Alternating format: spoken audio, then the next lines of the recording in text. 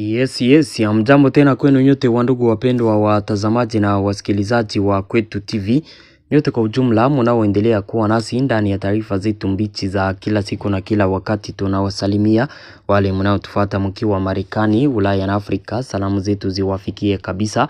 Kwa mara nyingine tena tunawatakia jioni njema ya siku ya leo mardi le 3 mars 2026 na tunawakaribisha kwa mara nyingine ndani ya habari za jioni ya leo.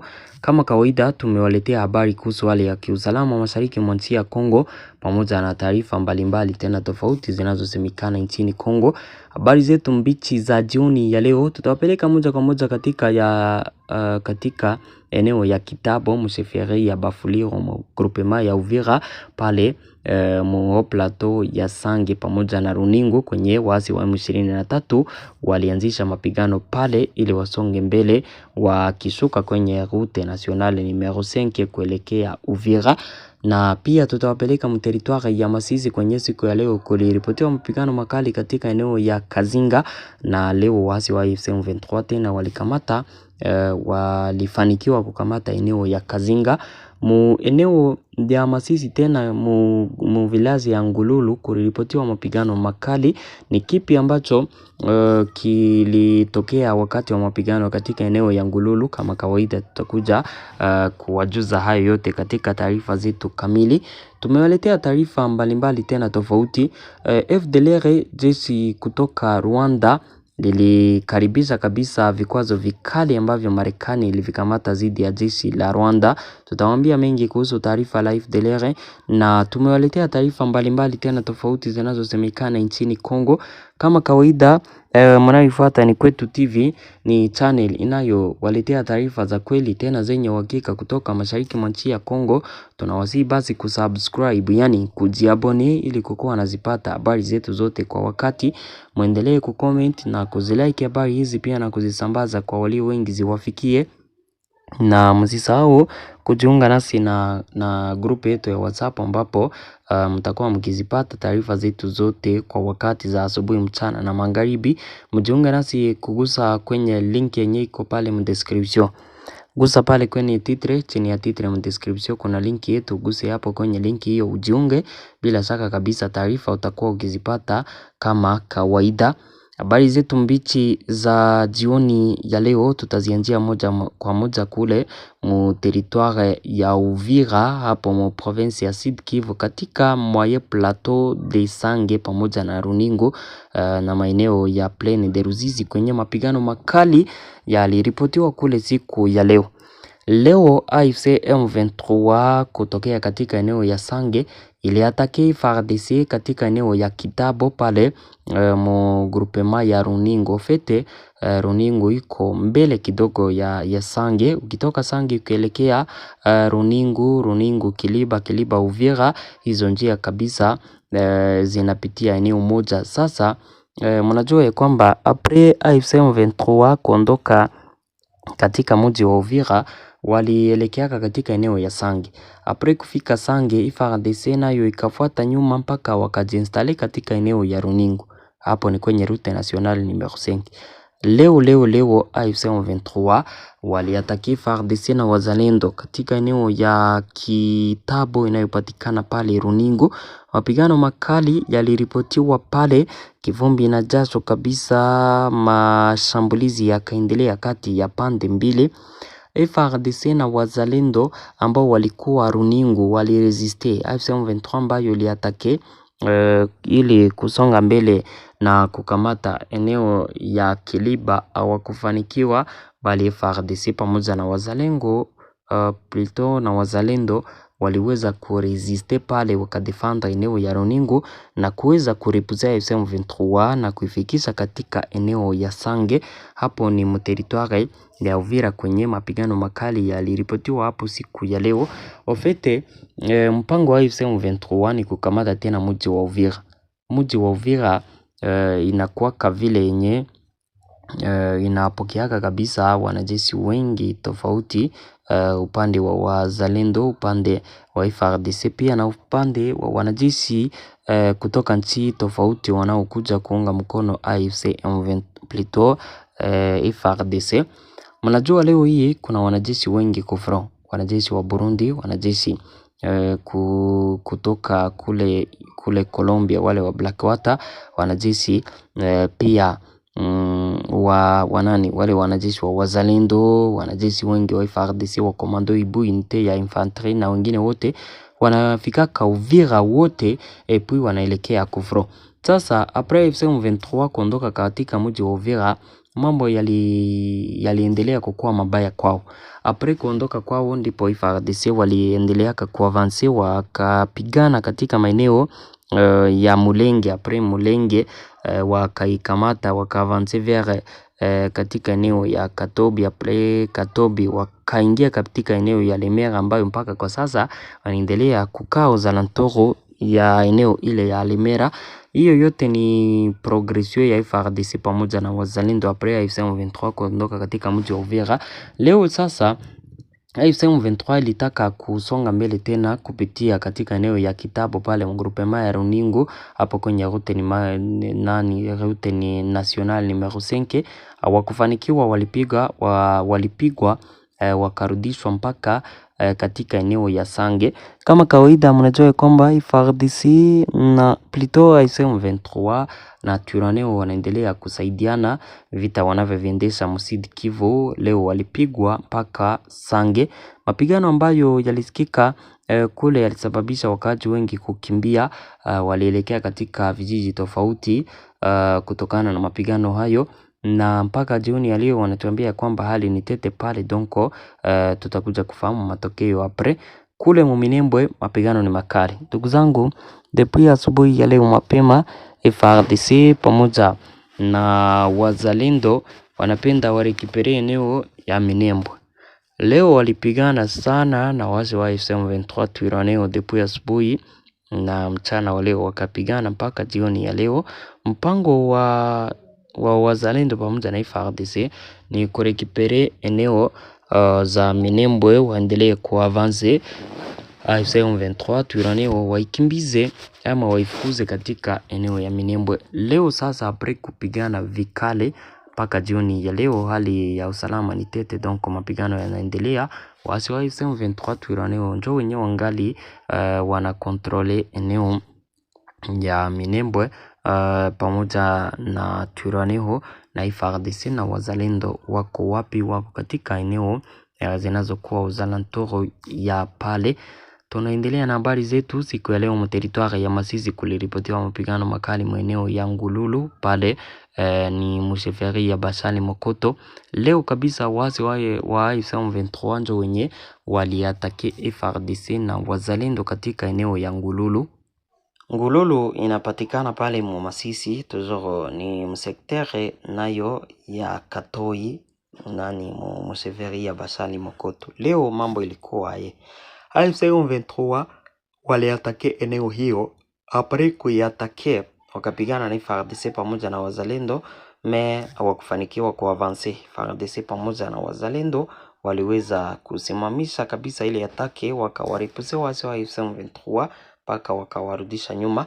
Leo mapigano mu territoire ya Masisi yaliripotiwa maeneo tofauti mpaka eneo ya Kazinga inayopatikana katika kilomita chache na eneo ya Masisi. Ilifanikiwa tena ama waasi wa AFC M23 walifanikiwa tena kukamata eneo ya Kazinga. Leo kijiji cha Kazinga kilichopo katika kundi la kwanza la Nyamaboko ya kwanza pale mu Masisi kimeangukia tena chini ya udhibiti wa waasi wa AFC M23 Jumanne hii kabisa alasiri mapema, kufuatia mapigano makali dhidi ya jeshi na Wazalendo. Utekaji huo umetokea yapata wiki mbili baada ya waasi wa AFC M23 kupoteza mji huu wa vikosi vya serikali. Kulingana na vyanzo kadhaa vya ndani, wapiganaji wa AFC M23 za kutoka katika shoka za Ndete pamoja na Kasopo walianzisha mashambulizi yao mapema Jumanne asubuhi katika kijiji hicho. Mapigano ya risasi yaliyoonyeshwa na matumizi ya silaha nzito yalidumu asubuhi njema. Kulingana na wakaji wengi katika eneo hayo, AFC M23 tena inashikilia nafasi ya kimkakati hiyo inayopatikana Mooso Banyungu. Eneo lake linafungua njia kuelekea Buhimba katika kundi la Walowa Yingu na pia kuelekea sekta ya Katoi kusini mwa eneo la Masisi. Hapa nadhani ya kwamba mko nanifuata. Tuendane pole pole. Eneo ya Kazinga ambayo ilikamatwa na AFC M23 inafungua njia ya karibu kuelekea wapi? Bohimba kule Mwalikale kwenye AFC M23 ilikamata jana. EOC katika eneo hiyo ya Katoi plito ya Kazinga, njia rahisi tena inafunguliwa kuelekea wapi? Msekteri ya Katoi kwenye kuna maeneo ya Mahanga na maeneo tofauti kwenye AFC M23 inaweza tena ikaweza kuavance ikielekea wapi? Mwalikale. Donc Walikale tena iko menase sana na AFC M23 kutokana na jinsi walisonga mbele.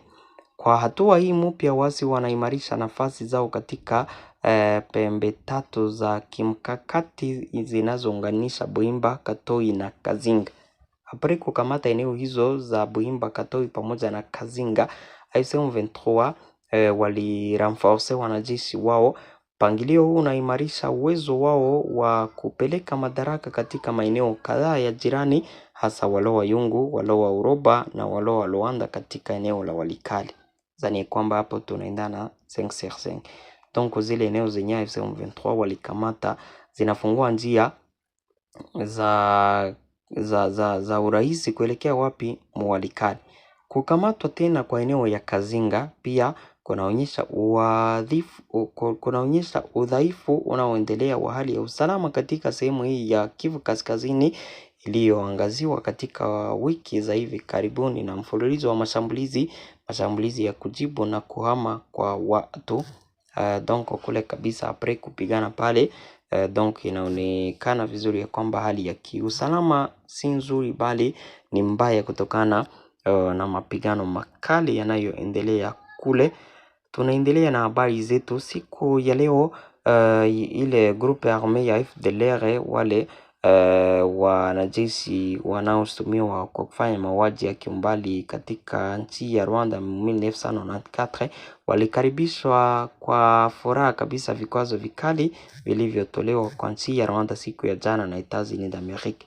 Nadhani kwamba vikwazo hivyo mnavijua na mnajua ni vipi kabisa vilivyotolewa. Tunachotaka kuambia ni kuhusu FDLR. FDLR wanasema ya kwamba vikwazo hivyo ambavyo vimepewa RDF jeshi la Rwanda vimekuja wakati FDLR pamoja na Kongo wanaendelea kabisa kuungana katika njia za kuleta amani donc mu grande region donc mu maeneo mengi tofauti mkiwemo nchi ya Kongo, Rwanda, Tanzania, Uganda na Tanzania. Wanasema kwamba vikwazo vikali ambavyo Marekani iliviwekea Rwanda ama jeshi la Rwanda RDF vinakuja ili kuweza kabisa kuifanya RDF kukoma kabisa na vita wanavyoviendesha mashariki mwa nchi ya Kongo.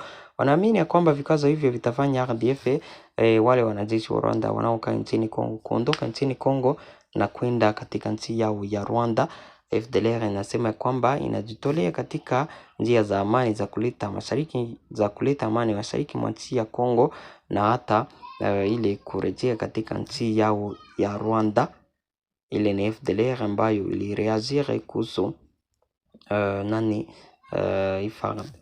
kuhusu vikwazo vikali ambavyo Etats-Unis d'Amerique ilivipa Rwanda.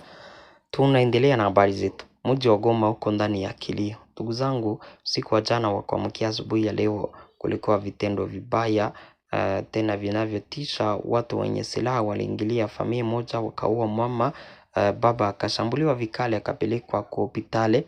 Katika eneo za Kiliji pale Kuchongo, jioni ya jana wanajeshi wengi ambao walikuwa na silaha waliingilia familia moja. Apre kuingilia wakavuka lupango, apre kufika ndani ya nyumba wakakamata mama moja ambaye anaitwa Jolie pamoja na mwanaume wake wakawakaisha chini. Apre kuwakalisha chini wakaomba franka. Apre kuomba franka wale wakaaji wakapana franka zenye walikuwa nazo. Apres quelques minutes wale watu wenye silaha wakasema no, haitoshi kabisa, tunapenda franka mingi. Wale watu wakasema no, hizo franka ambazo tulikuwa nazo basi si kabisa, tunabakia na hatuna zingine franka. Na apres kabisa kusema hayo, bibie yule mwanaume ambaye aliingiliwa akashambuliwa masasi matatu, moja mliziba, zingine mbili za mtumbo. Papo hapo kao akakufa. Epui ile hasira ya mwanaume ikaacha anasimama ili kutaka kuwapiganisha hao watu. Epui nayo wakamshambulia masasi mbili ya mtumo. Kwa bahati naye hakukufa, yeye kabisa alipelekwa hospitalini na mpaka kwa sasa anapewa matibabu. Hali yake iko mbaya sana, na pale wakaji wa maeneo hayo wananyosha kidole waasi wa M23, wanasema ya kwamba ndio wenye walifanya vitendo hivyo. Pale mjini Goma hali ya kiusalama sio nzuri, donc vraiment hali ya kiusalama inaendelea kukua mbaya kutokana na jinsi waasi wa M23 wanaendelea kufanya vitendo vya uhalifu na unyanyasaji katika saa za usiku. Ndugu zangu, merci, asante. Tupatane katika habari zifuatazo za asubuhi ya kesho kama kawaida. Na washukuru sana, ni waombe kusubscribe, yani kujiabone ili kuwa nazipata habari zetu zote kwa wakati. Msisahau kucomment na kuzilike habari hizi, pia na kuzisambaza kwa walio wengi ziwafikie, na mkumbuke kuendelea kabisa kujiabone, subscribe. Merci, jioni njema, tupatane katika habari za kesho asubuhi. Asante.